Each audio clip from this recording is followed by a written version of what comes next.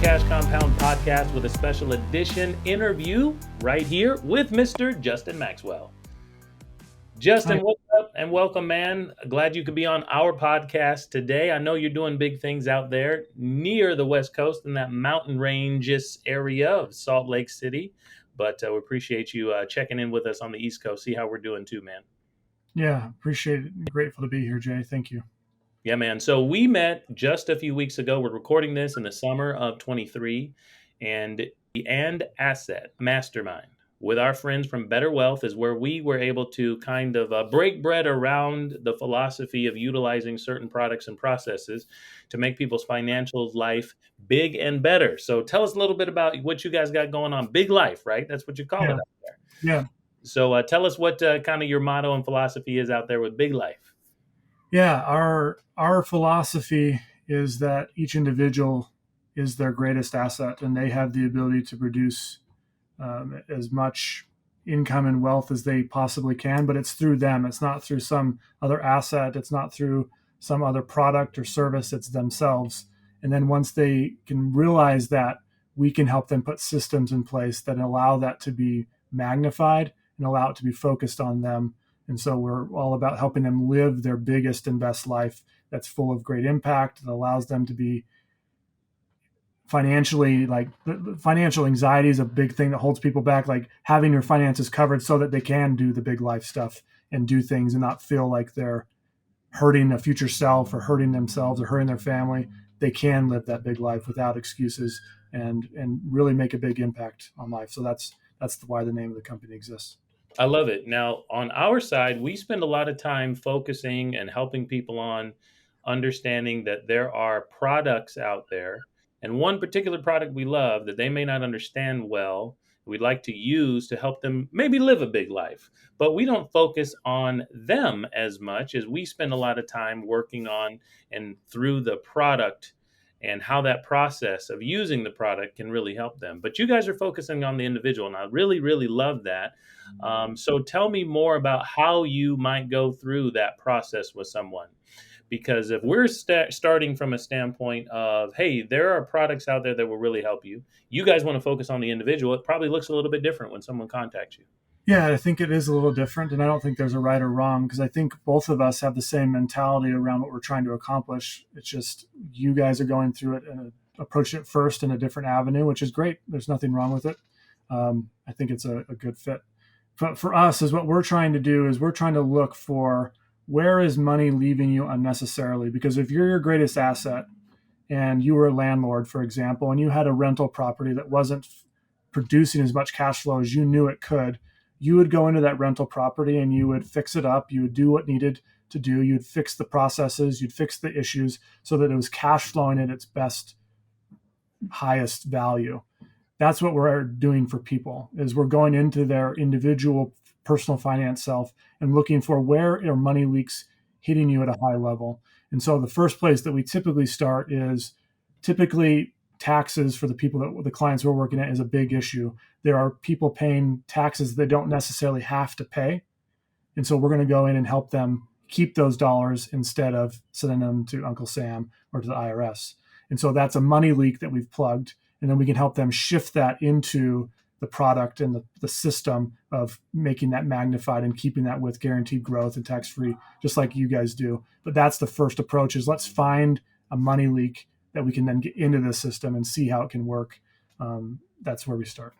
Now, I've heard most people are overpaying, even business owners, individuals, they're overpaying the government in this tax category all the time. Is that what you find as well when you're looking at people's situations?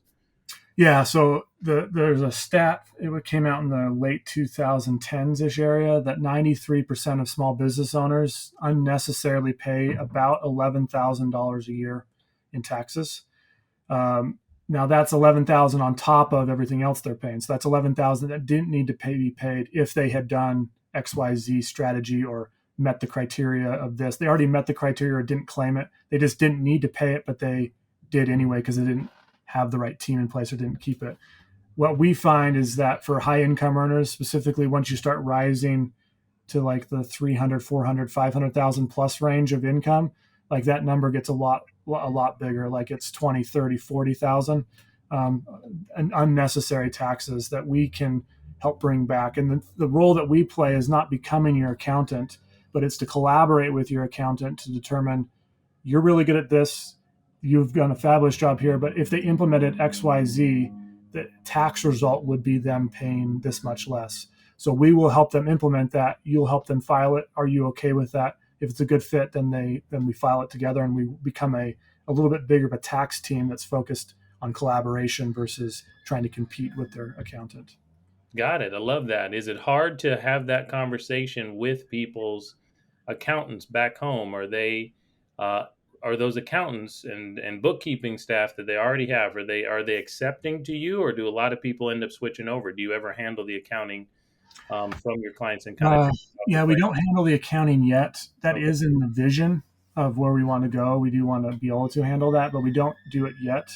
But the conversations can vary dramatically because it depends on the accountant. Because essentially, is what's happened. At least is what the accountants that get offended by it is. We're coming to them telling them they did a crappy job, Yeah. and that the accountant has been paying too much in taxes for 15, 10, 5 years, however long they've been in business or have been around. And that's not what we're trying to do, but sometimes it seems like that. And so those accountants oftentimes are harder to work with. But a lot of accountants are just like, yeah, I understand this exists. I just haven't had someone that I knew that knew how to access this. I didn't know how to do it. So I just stayed in my lane and I did what I did. But if you knowing how to do it, I'm okay you doing it. I'm going to check things on. I'm not just going to let you do it, but they want to verify. But they just want someone to help them accomplish some of the things that we're bringing to the table. Love it. So tell me about your big life, man. How long have you been involved with this, and how did you stumble upon, or was it a family business or something you joined to understand how to get good at this for other people? No, I really appreciate that question. I did not, this was not my life at all. I had no business experience, no finance experience. I was a school teacher. I taught physical education. I had aspirations of being a college professor. Like that's what I thought I was going to do. I thought that would be a fun career. I just happened to listen to Garrett Gunderson, who was also at that and asset. I heard him speak once, and it just triggered something in my mind. Like it wasn't even necessarily like the topic. It was just like this vision that there's something bigger out there for me. Like I can still be a teacher and I can still leave an impact, but there's something bigger out there for me. And it just set me on a course that I can go pursue this. And it ended up with me being in the exact same industry and teaching the exact same principles as Garrett Gunderson and trying to help people in that same manner. I didn't know that that's where the journey was going to take me, but that's what triggered it. In fact, I think it was 2017 is when that happened. I love it, man. So at that point, how did you end up connecting specifically with these big life folks? I know that there is a connection with his actual family members and your office. So remind us of how you ended up joining. Are you still out here? You're helping people understand their taxes, but you're also playing kickball with the kids in PE. What's going on? Right. Yeah. So it was long, like the journey with Garrett Gunderson, the thought process is I can do things myself. I don't have to rely on other people to provide me with an income. Like I can go earn it myself and I can still make as big of impact on society and help my family and be more selfish for building up my family unit and not being so selfish on or helping one of the reasons I went into teaching is because I thought it was a societally good thing to do. Like we need good teachers. It helps kids. It's a good thing that they need good role models. But for me, I needed to turn inward to my family. And so that meant me going to search. So I went on an event of like real estate investing, sales. I tried like flipping houses. I sold notes. I did all sorts of just random things that I thought I had heard people say, oh, this is a good way to make money, or this is a good way to make money. But it wasn't for me. It was just me like testing the waters. And in that searching process, I happened to come along Derek Van Ness, who is Garrett Gunderson's brother-in-law. And Derek he's my business partner now, but he sells life insurance. And I bought a policy from Derek, and I was just sitting at home one day, like probably 6 months after I'd bought a policy, and I was just sitting there, and I was like, I wonder how Derek got into that because I feel like this is an avenue to help people because finances is like the hang up for people to accessing this bigger life and better life. And I want to make an impact on my family. I want to make an impact on other people's families, but I don't know how to do it. So I just called Derek and I said, can you just explain, like, how did you get to where you are? Like, what was the process? Was it school? Was it mentorship? and he just was very kind and gracious and brought me into his fold. He taught me how to do it. He taught me what to do. He had me doing calls. He had me doing all this, and then I just eventually built my way into the business and the company, and now I'm here today. Love it, man. So when you saw that one of the avenues to free people financially, get them off of that hang up, was potentially life insurance, like what was your take on that? What was your history? What was your background and mental space around life insurance and even whole life insurance? That's a dirty word to some people, and Yeah. selling insurance is a negative connotation for some people. So where did you come from, and what was your background? Yeah, so I had zero sales experience. I actually had the mentality that salespeople were dirty and stinky and like trying to sleazy type of thing. Not just like life insurance, but just sales in general. Like that was a scary word to me. But I think it was because I didn't have a good relationship to what sales is. Like I thought sales was manipulation, but sales is a gift. Sales is teaching. Sales is helping people move to a higher level of experience, and helping them understand. But that was my association with it. And life insurance, I had zero association. I had no, like, my family never talked about it. I didn't know it existed. I heard commercials about it. I had no financial knowledge about life insurance prior to speaking with Derek. Got it. Very interesting. So tell me about some of the clients that you guys serve now. Who is it, and who's looking for you, and who are you looking for as you guys do come some of your work and your Yeah. So the primary client we're looking for entrepreneurs that have found success but are still like they haven't they're making good money, but they're not. There's something missing, and they can't figure out what it is. Like they hear all this stuff that I should do X, Y, Z with my money with this just very straightforward and vanilla market plan, but they don't know. They feel like that's not right for them because they're an entrepreneur. They're different. They do things differently. They need money on hand. They need things different, but they don't know what to do. And we can help them save a lot in taxes and start to realize that there is another way that can open them up to being a better business owner, that can free up their time so they can be business owner and be really good fathers and mothers and really good with their family and good in their community, so that they can reach that something that's missing that they don't know what it is, because that's who we find that those people are looking for something. They just don't, they can't see it. Got it. So when I got into this space, I was already married and had two kids at the time that me and my brother over here at the Cash Compound and the Banking Bros started to realize we could help people. And that so many people that we knew, man, were not aware of these tools. They did not, kind of like you said, right? I'm an entrepreneur and I don't know how to utilize some of my tools or gifts or successes. I don't know how to put them into play without me just going out there and hustling. Yeah. So we started to see that there was opportunity. There's a lot of miseducation and undereducation around how life insurance could be a part of that equation here. But, you know, it was a transition for me as well. I had a family already, and wife and two kids. Now I have four kids. So tell me, how in your family life, you mentioned your family earlier, family man, got kids. Was it a struggle? Was it a transition, or did you figure all this out prior to, or did you have to say, come home and say, look, honey, I'm hanging up the tennis shoes.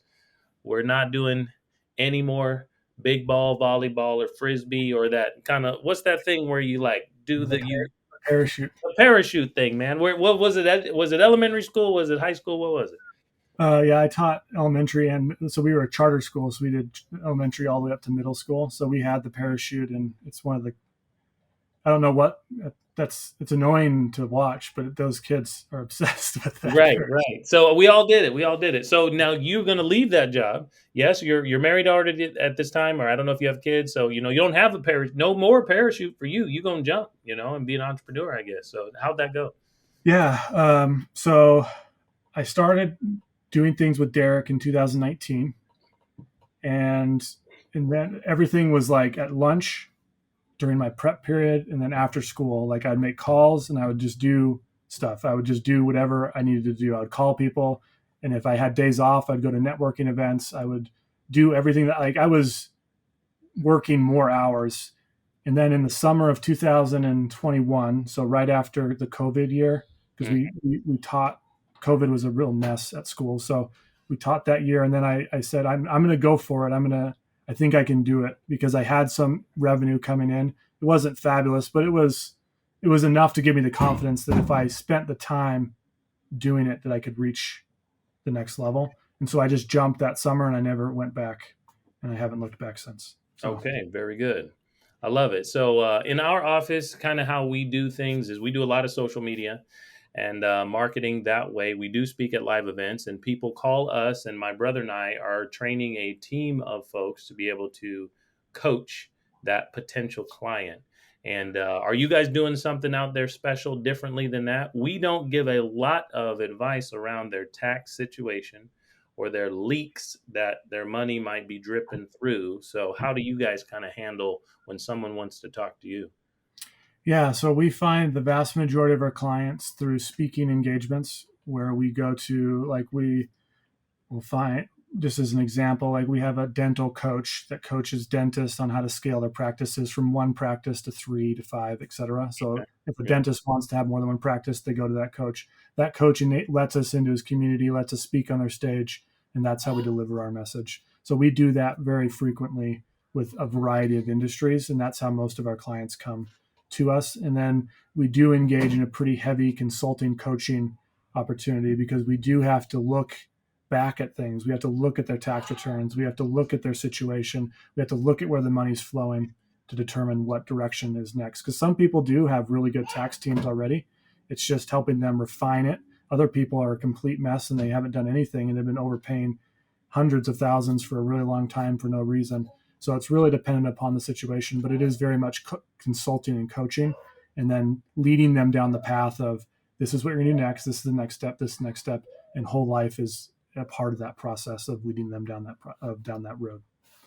Now, with a friend and family friend in Garrett Gunderson, you probably have a lot of great opportunities to meet some folks that he's been associated with. I know he's made some transitions in the last couple of years, but he's still an author and speaker, and he's got a lot of great stuff out there. And I found him on the internet, started listening, watching, reading. I've gotten through 2 books at this point, and I'm sure that he's got some very interesting associations in business that might be trickling down to you guys. It's honestly, our business is built on his shoulders.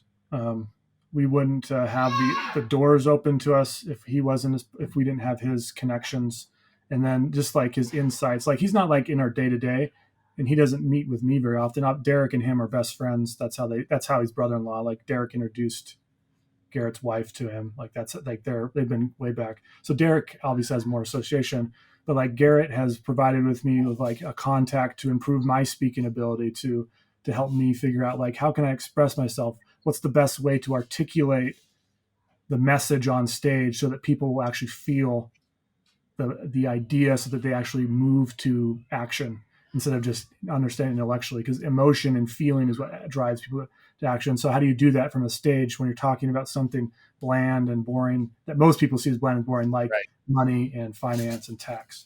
So those connections he's definitely provided that, and that's something I'm very grateful for. So Okay, well, I'm trying to be a better speaker out here. You know how I get. I get nervous, pee on myself a little bit if I get in front of people. So, what I want to hear from you is, that was a little bit of a joke, but I yeah, know we just met. But what I yeah. want to hear from you are, what are the tips and tricks? There's a lot of people out there who have a great message, financial or not, about living a better life or a big life.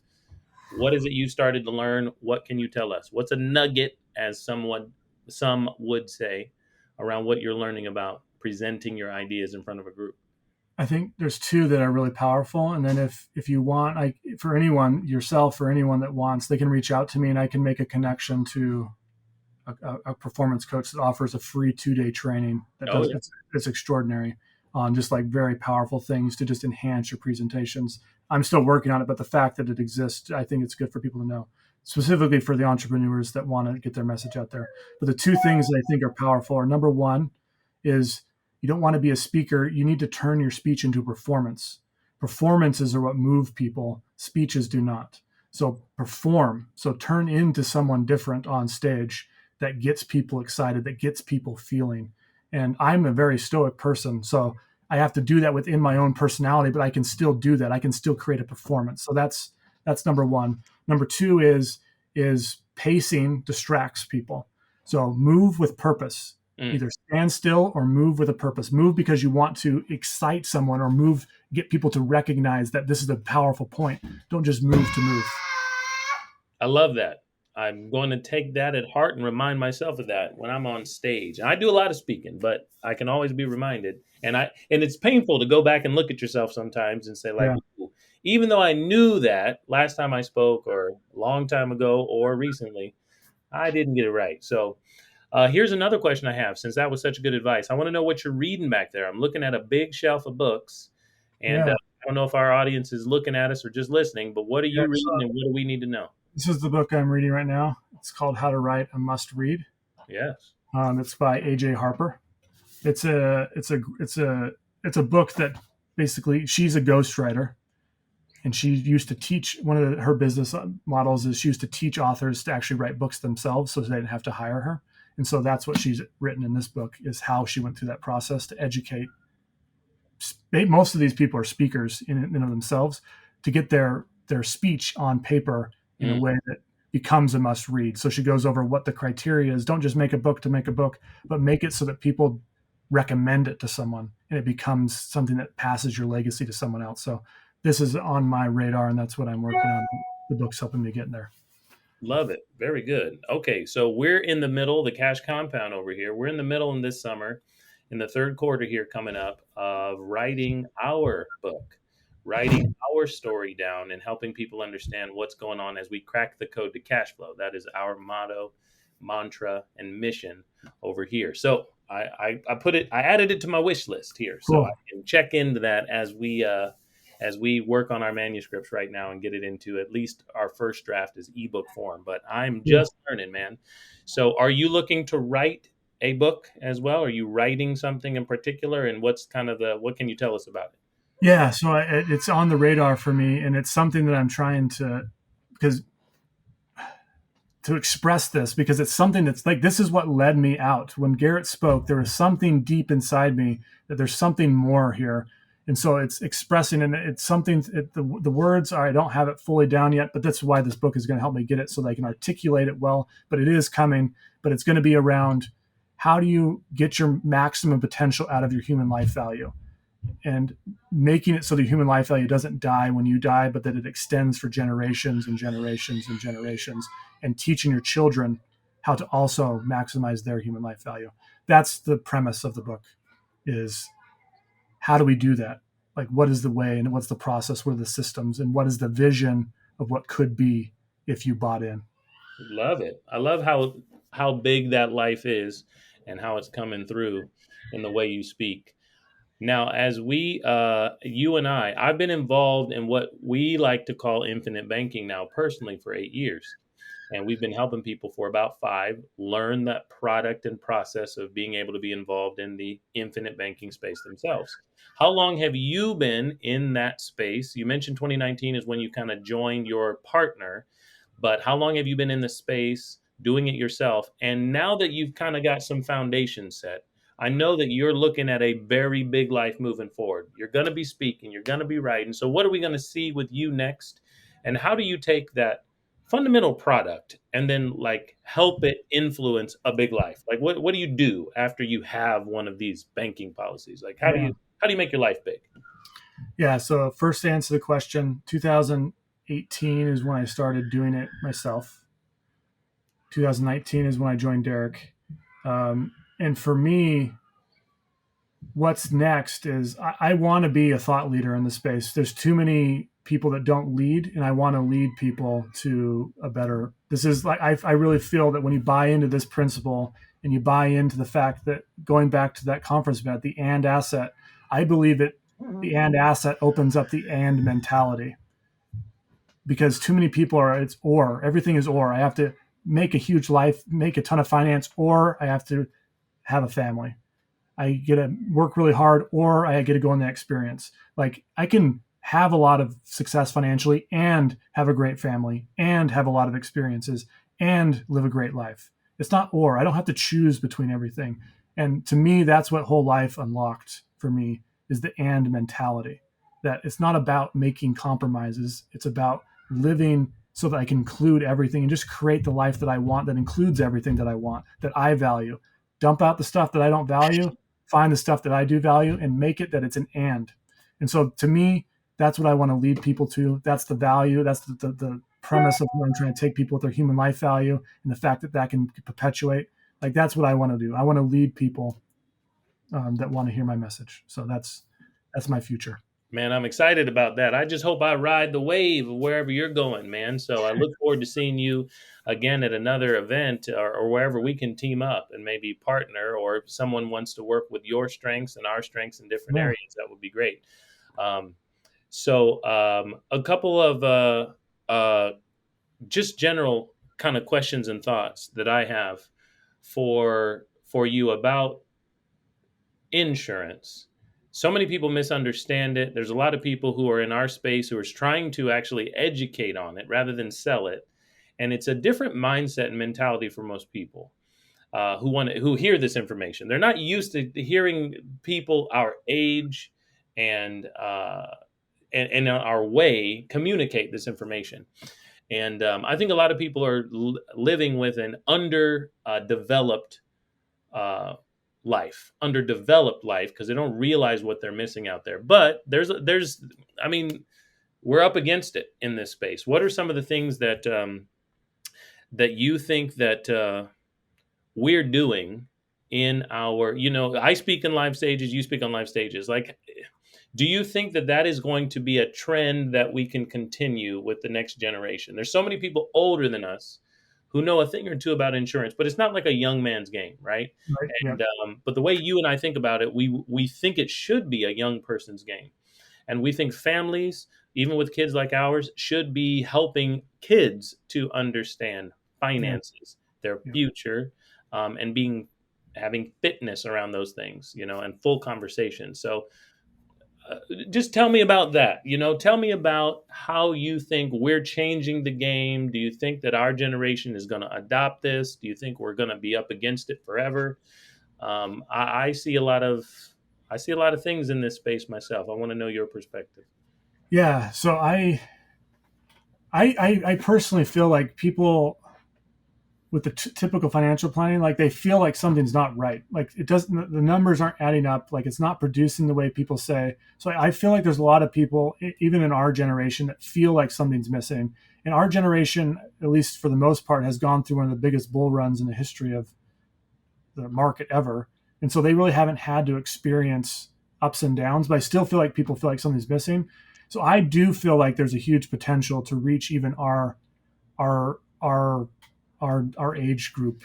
But for me, the biggest potential is I feel like if I can make an impact on my client and they can teach it to their kids and their kids are bought in, now I've created a generation of people that buy in. And for me, I'm looking at a long-term vision. So the more families that I can impact, even if it's not everyone, if I can impact a family and they can teach their children about it and their children are bought in and they understand the principles and they understand they're living that life, they're going to teach it to their children. And so now I have a ricochet effect for generations with every single family that I'm helping. My children, my family are going to be bought in, but every time I help someone, every time I get someone to say yes and buy in and I can help them and create this better life and this philosophy, that's a family that's won over. That next generation, that's more people that are bought in. So there's more people that are making noise that this works.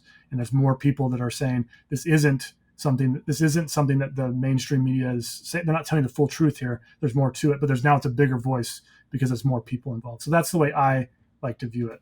That's my perspective. And I know that's futuristic thinking and it's a little big, but for me, that's the way that I'm approaching it. Hey, big life, big thinking, man. So I love to hear it, and I love to be inspired by the way you're talking through it, man. Well, I appreciate you joining us on our podcast here and our recording here in the summer of 2023. So, ladies and gentlemen, if you want to be connected to this young man, we got Justin Maxwell out in Salt Lake City and that surrounding area, and I'm sure you're helping and coaching people all over. Is the virtual office? Yep, correct. Yep, we help everyone in the United States is what we can, because because most of our plays are tax plays. We have a few other different things we help save money on, but that's where we typically approach it, is that. So the United States is where we can govern. Love it, man. So I know you got biglifefinancial.com, but tell us where else we can find you, man. Yeah, LinkedIn's a really good spot. My social media game is not even close to where you guys are at, so I'm really inspired by what you guys have done. So I really appreciate the motivation to try and do better in that space. But LinkedIn is about the best place to reach me. So Justin Maxwell, you'll find me there. All right, you heard it from the man, ladies and gentlemen, but it's only going to get bigger from here. So stay tuned for what he's doing. Justin, appreciate you being with us, man. Yeah, thank you. Appreciate it.